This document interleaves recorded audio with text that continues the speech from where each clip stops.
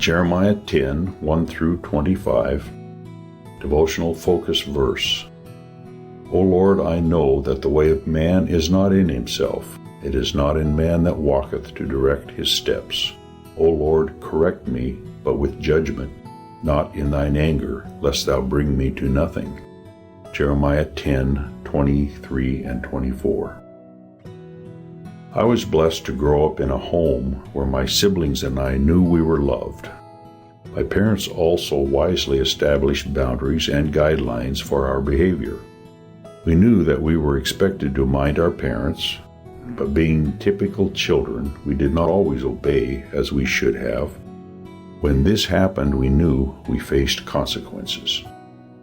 When Mom and Dad dealt with an issue of disobedience, they often would ask the offenders what they thought should be done in terms of correction. Even back then, it impressed me that we often identified a punishment more severe than what was meted out by our parents. I think we realized that we usually deserved more than we got. My parents were merciful in their corrective measures and were guided by the principle that good discipline would result in our learning and modifying our behavior appropriately. As I look back on how I was raised, I appreciate the fact that my parents established rules, giving us guidance on what we needed to do.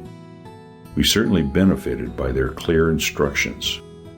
In our focus verse, Jeremiah also saw the necessity for God to direct his steps and the steps of Judah as they responded to threats of invasion.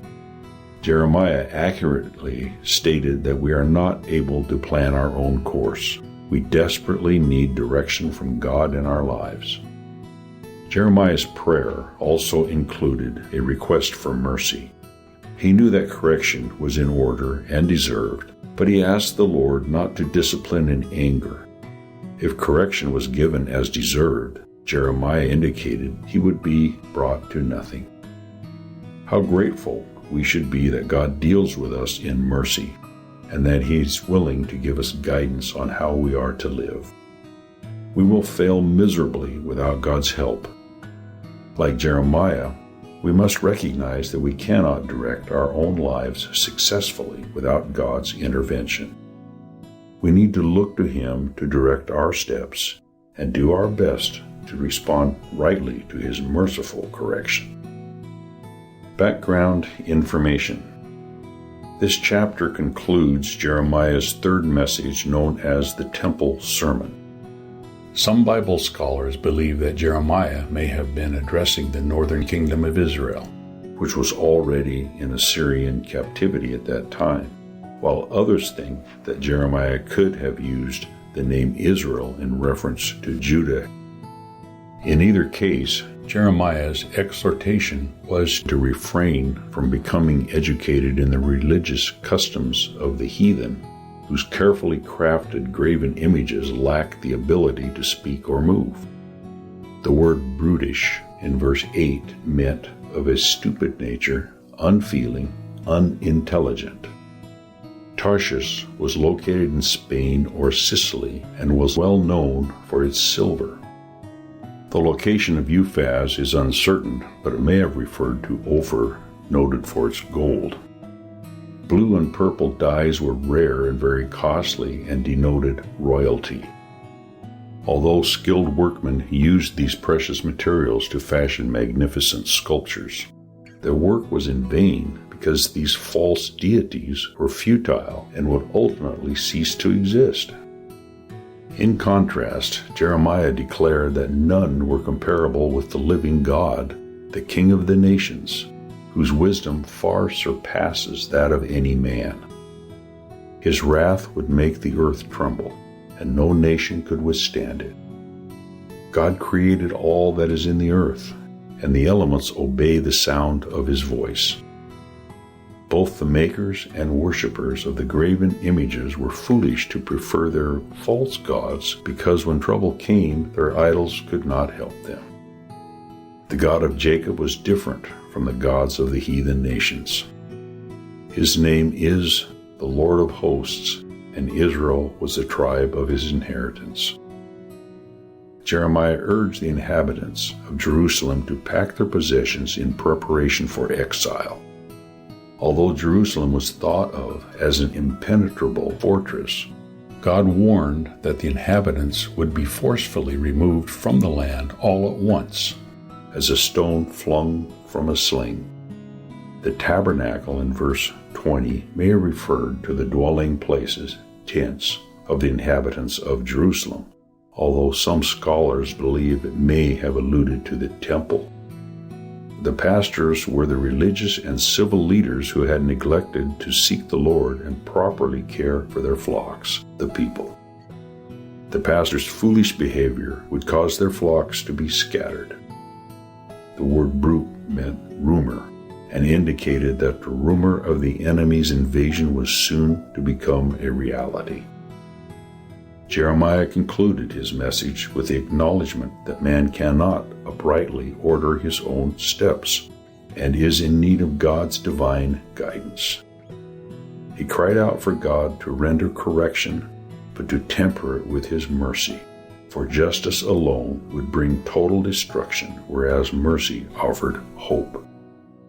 He then petitioned God to pour out wrath on the nations who did not worship him and who had been guilty of persecuting Israel. While Jeremiah understood that Judah had provoked God to anger, he apparently felt that the heathen nations deserved the greater judgment. Conclusion: just as Jeremiah stayed true to his mission and allowed the Lord to direct his life and guide his steps, so must we also. Even in the face of adversity, we must not waver from God and his direction. Chapter 10. Hear ye the word which the Lord speaketh unto you, O house of Israel.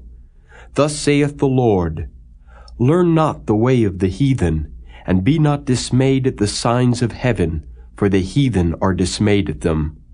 For the customs of the people are vain, for one cutteth a tree out of the forest, the work of the hands of the workman, with the axe. They deck it with silver and with gold, they fasten it with nails and with hammers, that it move not. They are upright as the palm tree, but speak not. They must needs be born, because they cannot go.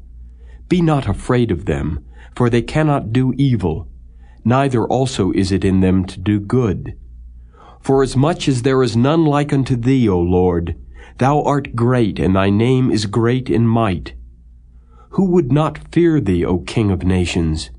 For to thee doth it appertain, forasmuch as among all the wise men of the nations and in all their kingdoms there is none like unto thee. But they are altogether brutish and foolish. The stock is a doctrine of vanities. Silver spread into plates is brought from Tarshish, and gold from Uphaz, the work of the workman, and of the hands of the founder. Blue and purple is their clothing. They are all the work of cunning men. But the Lord is the true God. He is the living God, and an everlasting King. At his wrath the earth shall tremble, and the nations shall not be able to abide his indignation. Thus shall ye say unto them, The gods that have not made the heavens and the earth, even they shall perish from the earth, and from under these heavens. He hath made the earth by his power, he hath established the world by his wisdom, and hath stretched out the heavens by his discretion. When he uttereth his voice, there is a multitude of waters in the heavens, and he causeth the vapors to ascend from the ends of the earth. He maketh lightnings with rain, and bringeth forth the wind out of his treasures. Every man is brutish in his knowledge. Every founder is confounded by the graven image. For his molten image is falsehood, and there is no breath in them. They are vanity and the work of errors. In the time of their visitation they shall perish. The portion of Jacob is not like them. For he is the former of all things, and Israel is the rod of his inheritance. The Lord of hosts is his name. Gather up thy wares out of the land, O inhabitant of the fortress.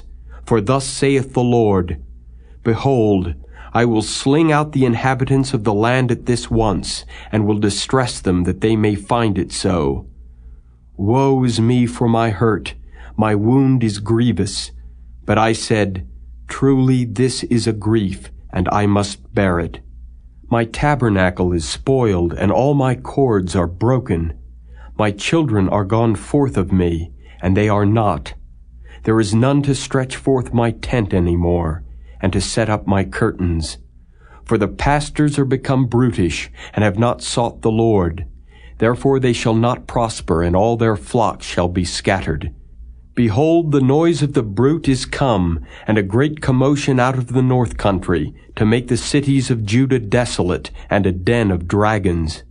O Lord, I know that the way of man is not in himself. It is not in man that walketh to direct his steps. O Lord, correct me, but with judgment, not in thine anger, lest thou bring me to nothing. Pour out thy fury upon the heathen that know thee not, and upon the families that call not on thy name. For they have eaten up Jacob, and devoured him, and consumed him, and have made his habitation desolate.